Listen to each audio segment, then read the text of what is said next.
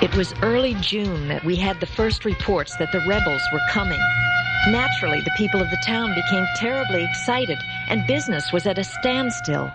People did little but stand along the streets in groups and talk. The suspense was dreadful. Mr. Schick smoked 21 cigars in just one of those days.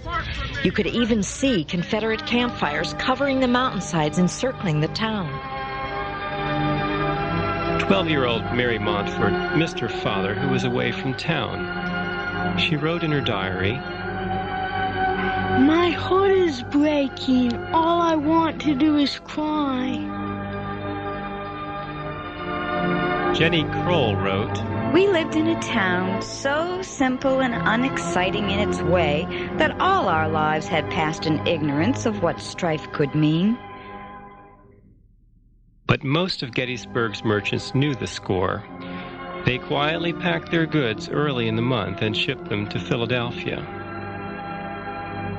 Aunt Becky and all of the town's 200 black residents knew the score too. She packed her most precious belongings in a big bundle and joined the exodus of wagons and people with wheelbarrows filling the roads, heading north from town. For Aunt Becky, capture by a rebel army meant becoming a slave again down south, or a savage death. Rumors flew. Tensions kept rising with each new rumor. Then on June 26th, Gettysburg's telegraph operator ran to his desk just in time to tap out, "The rebels are coming, on the edge of town." The door blew open. The waiting had ended.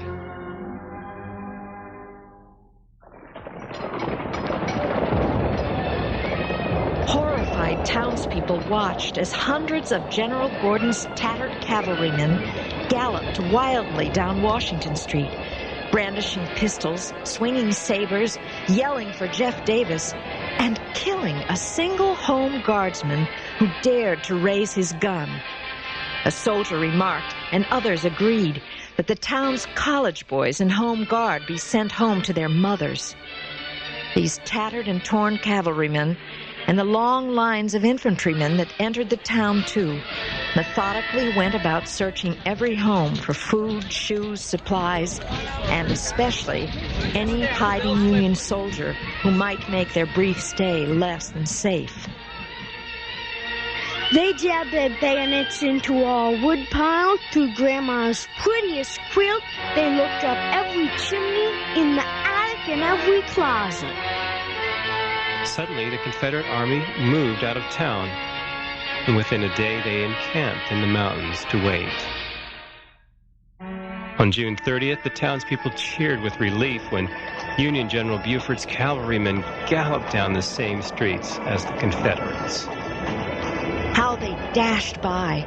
Their horses seemed shod with lightning.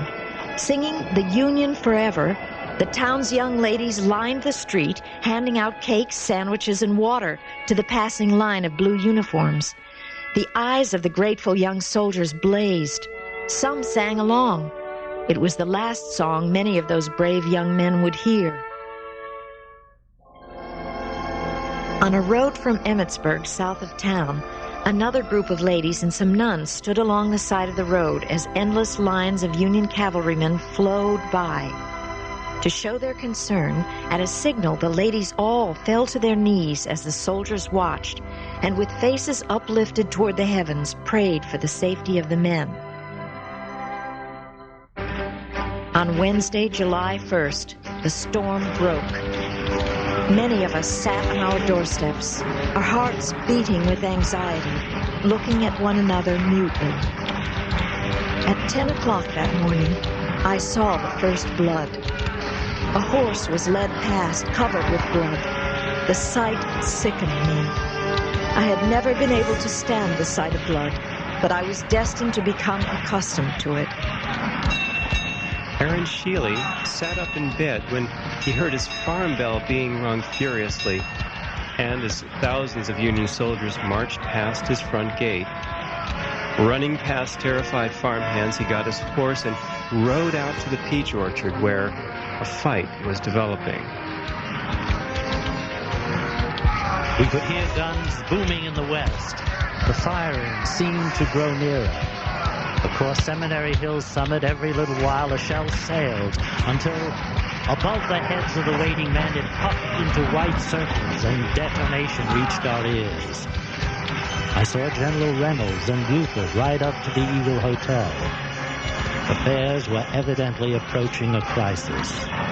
From Willoughby Run, where 100 of General Archer's Confederate regulars were just captured, the wounded began to come into town over a path soon blood-stained over its 1.5 miles of length.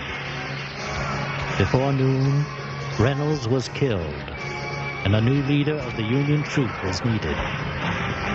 What had only been a skirmish between Confederate troops searching a town for shoes and supplies and a Federal cavalry brigade was expanding into the turning point of the Civil War. Past our house came running at the double-quick General Howard's 11th Army Corps, keeping pace without breaking rank, being thrilled to the call of battle by their officers, flowing on and out into the battlefield beyond. A splendid vision of high courage and eager hope. A strange and awful spectacle followed that same day in those same streets as the very same eager soldiers fled back through the town, overwhelmed, beaten, and completely routed in their conflict with General Ewell's command. They fled back through the town in wild disorder. As I stared from the window of our cellar, I saw a Union soldier running, his breath coming in gas. A group of Confederates almost upon him. He was in full flight, not about to give up. "Shoot him! Shoot him!" yelled a pursuer. A rifle cracked, and the fugitive fell dead at our door. One after another fell that way in the grim chase of the hunter and the prey. The tears came once, and that was when the first soldier came into the house. He walked from the field, and exhausted, threw himself in the chair and said, "Oh, girls, I have as good a home as you. If I were only there." And he fainted directly afterwards. That was the only time I cried. Before we even fully realized there was a battle, wounded were brought into our houses and laid side by side in our halls and homes. Carpets were so saturated with blood as to be unfit for further use. Walls were blood-stained as well as books that were used for pillows. By 5 o'clock that first day, the town was fully controlled by the Confederates. Union wounded in town sought medical care.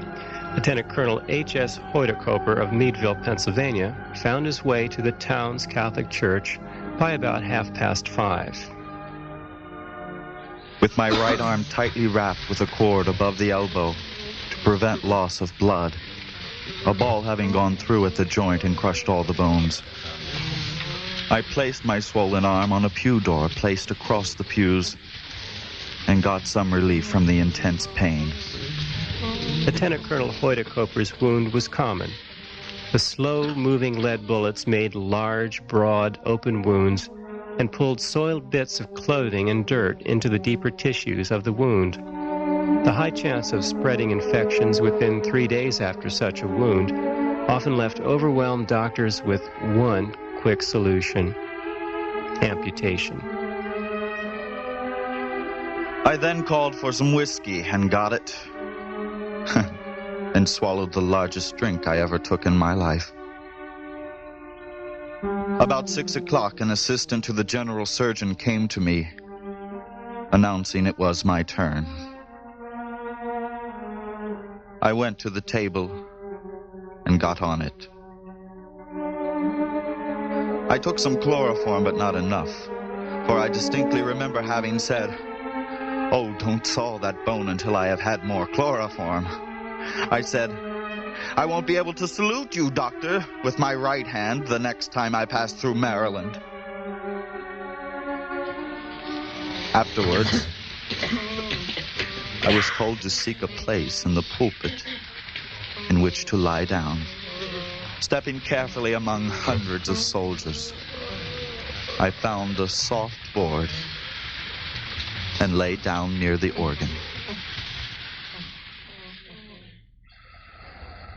Back on his pillow, the soldier bends with curved neck and side-falling head. His eyes are closed.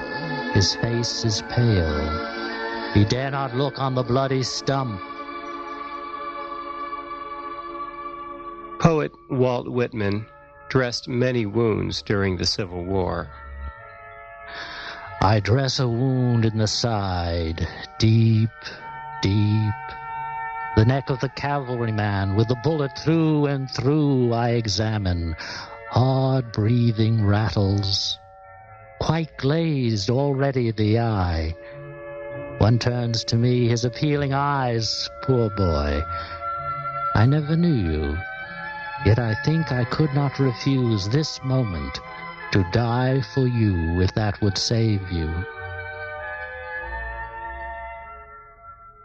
That evening of the battle's first day fell very quiet, very still. The college and seminary were crowded with the wounded, but it seemed as though a merciful hush had been laid on the warring passions of mankind. It was a war-torn, bloody desert there. I lay down to sleep amid that stilled world, when from the brooding silence, out where the battle had raged, I heard a wounded, forsaken soldier crying in his soft southern voice, "Water! Water!" He kept calling, calling, and in that solitary cry, its anguish uplifted in a pitiless truce of the night, racked the very heart. But the law of the conqueror lay like iron on the town. No one might pass beyond the lines. They themselves made no response to their comrades' call. I fell asleep with his anguish wailing in my ears. During that night, General Meade concentrated 90,000 Union soldiers along a 3-mile line south of the town, preparing to face an equally formidable Confederate force whose line extended to the north into the town itself.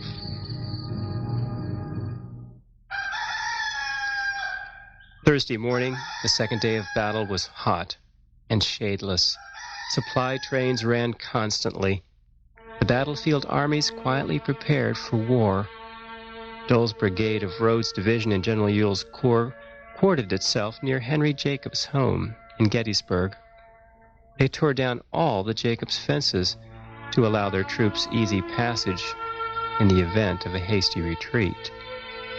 Of course, they breathed fire and fury at their foes. They were full of what they were going to do to the hated North. But they were kindly, courteous Christian gentlemen nonetheless. After breakfast, Jacobs noticed a long row of these gentlemen from Georgia, quietly reading from each of their pocket Bibles, waiting for the order to go fight. Dr. John William C. O'Neill left his house at 7 a.m. to one of the town's churches, the beginning of a very long day. The Union soldiers who had taken up lodging at the Shealy farmhouse told Mrs. Shealy they would have to get out. Mrs. Shealy was frantic, but agreed with her husband, Aaron, that there was no choice. Dr. James Fulton came to the home of Sally Myers and said to them, "Girls, you must come up to the churches and help us. The boys are suffering terribly." I went to the Catholic Church. On pews and floor, men lay. The groans of the suffering and the dying were heartrending. I knelt beside the first man near the door and asked what I could do. He looked up at me with mournful, fearless eyes and said, "Nothing. I'm going to die." To be met thus by the first I addressed was more than my overwrought nerves could bear, and I went hastily out, sat down on the church step, and cried. In a little while, by a great effort, I controlled myself, re-entered the hospital, and spoke again with the dying man. His name was Alexander Stewart, a sergeant in the 149th Pennsylvania Volunteers. A ball had passed through his lungs near the spine, paralyzing his legs. His assessment of his own condition was correct. Weakly, he spoke of his wife, child, parents, and of his younger brother who had been wounded at another battle. I wrote down for him their addresses and his words of his undying love for all of them. By noontime, I felt assured enough to ask the surgeon to allow Sergeant Stewart to be brought to our home and cared for there. We would eventually care for 12 men like him. The sight of blood never again affected me, and I was among the wounded and dying day and night.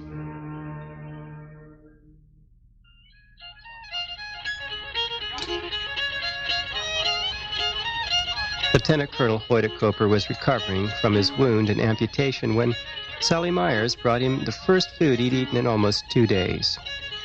They became friends. That same day, Colonel Huidekopper saw a smiling, jovial General Ewell enter the front of the church with his staff to comfort his wounded men with the news of their great successes on the battlefield. The Confederate Army's next bold move would be to strike at the weak southernmost portion of the Union line near Little and Big Round Top.